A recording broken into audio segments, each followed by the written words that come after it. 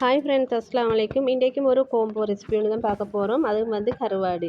இந்த உப்பு கருவாடு போட்டு இந்த கறி ஒன்று செஞ்சுப்பாங்க. டேஸ்ட் அப்படி நல்லா இருக்கும். நீங்கள் உப்பு கருவாடுனா துண்டு கருவாடு எது வேணும்னாலும் வாங்கிக்கலாம். அதுக்கு வந்து கொஞ்சம் சுடு தண்ணி ஊற்றி ஒரு 5-10 நிமிஷம் அப்படியே மூடி போட்டு மூடி வச்சுருங்க. அப்போ தான் அதில் உள்ள உப்பு எல்லாம் ரிலீஸ் ஆயிடும். இதோட வந்து நீங்கள் ஒரு உருளைக்கிழங்கு சேர்த்துக்கோங்க. உருளைக்கிழங்கு நல்லா தோல் சீவி சின்ன பாக்ஸ் ஷேப்பில் வெட்டி வச்சுக்கோங்க. இப்போ ஒரு சட்டியில் வந்து எண்ணெய் சேர்த்துக்கோங்க. தேங்காய் தான் சேர்த்துணும். அதோட ஒரு தனி மிளகாய்த்தூள் ஒரு கரண்டி மட்டும் சேர்த்து அந்த மிளகாய்த்தூள் சூடாகி வரச்சால் இதோட கருவாட்டை போட்டு பொரிய விடுங்க. கருவாடு பொரிஞ்சு வர டைமுக்கும் நீங்கள் அதுக்கு மிச்சம் எண்ணெய் இருந்தால் அதுலேருந்து எண்ணெய் எடுத்துடுங்க. எடுத்துட்டு இப்போ இதுக்கு தேவையான அடுத்தடுத்த ஒன்றை சேர்த்துக்கோங்க. அடுத்து வந்து வெங்காயம், ஒரு பெரிய சைஸ் வெங்காயத்தை சின்னதாக கட் பண்ணி போட்டுக்கோங்க. வெங்காயம் போட்ட அளவு நல்லா. இப்போ வெங்காயத்தை போட்ட பிறகு இதை நல்லா கலந்துட்டுக்கணும். இதோட வந்து நீங்கள் சின்ன மிளகாய், கறி மிளகாய், தக்காளி எல்லாம் கட் பண்ணி வச்சுக்கோங்க. பெரிய மிளகாய் கொஞ்சம் கூடுதலாக சேர்த்துக்கோங்க. அப்போ டேஸ்ட்டும் இன்னும் கொஞ்சம் நல்லா இருக்கும். இப்போ இதோட மிளகாய், தக்காளி அதெல்லாம் சேர்த்துக்கணும். சேர்த்து நல்லா கலந்துட்டுக்கணும். இப்போ நீங்கள் மீடியம் ஃப்ளேமில் நெருப்பு வச்சுக்கோங்க. இல்லைன்னா கூடுதலாக வச்சுட வேணாம், மடி பிடிச்ச பார்க்கும். ஏன்னா இப்போ இது எண்ணெயில் தான் நாங்கள் இது பரட்டி நிறுத்துகிறோம். இப்போ இதோட வந்து கருவேப்பிலை, ரம்பையில் சேர்த்துக்கணும். சேர்த்து நல்லா கலந்துட்டுக்கணும். கலந்துட்ட பிறகு இதோட வந்து நீங்கள் தனி மிளகாய்த்தூள் இருந்தால் சேர்த்துக்கலும். இல்லைன்னா கடற்தூள், மஞ்சத்தூள் சேர்த்துக்கோங்க. உங்களோட காரத்துக்கேற்ப இதெல்லாம் சேர்த்துக்கலும். சேர்த்த பிறகு இதுக்கு வந்து நீங்கள் உப்பு சேர்த்துட வேணாம். இப்போ நீங்கள் லாஸ்ட்டில் உப்பை செக் பண்ணி பார்த்து சேர்த்துக்கோங்க. ஏன்னா இது கருவாடு போட்டு இதை கறி செய்கிறதால நீங்கள் உப்பை பார்த்து தான் சேர்த்துக்கணும்.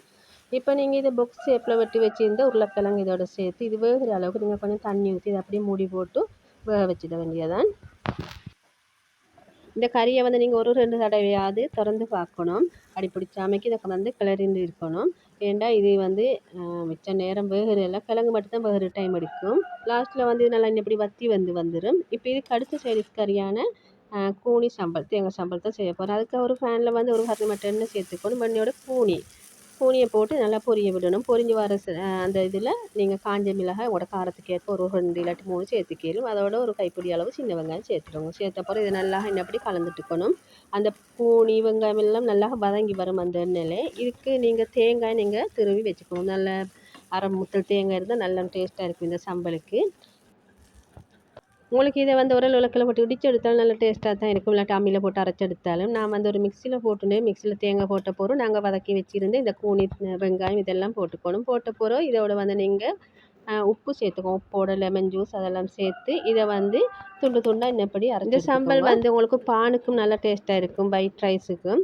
இப்போ இதை அப்படியே எடுத்த பிறகு ஒரு பிளேட்டுக்கு மாற்றி உங்களுக்கு இதில் உப்பு இதெல்லாம் செக் பண்ணி பார்த்துக்கலாம். இது வந்து சுட சுட சோத்தோட இந்த சம்பளையும் இந்த கருவாட்டு கறியும் வச்சு ஒரு ஊறுகாய் வச்சு சாப்பிட்டு பாருங்கள். டேஸ்ட் அப்படி நல்லா இருக்கும். இந்த மழை டைம்களுக்கு உங்களுக்கு இந்த கறி கோம்போ நீங்களும் செஞ்சு ட்ரை பண்ணி பாருங்கள்.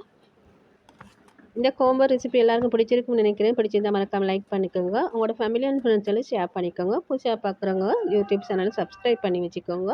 அப்போ தான் உங்களுக்கும் நோட்டிஃபிகேஷனாக வந்து சேரும் இதில் வர வீடியோ எல்லாம். அடுத்து வந்து இந்த சேனலையும் நீங்கள் ஃபாலோ பண்ணி வச்சுக்கோங்க. இன்னும் ஒரு இன்ட்ரெஸ்டான வீடியோ சந்திக்கும் வரை எல்லாருக்கும் தேங்க்ஸ் ஃபார் வாட்சிங்.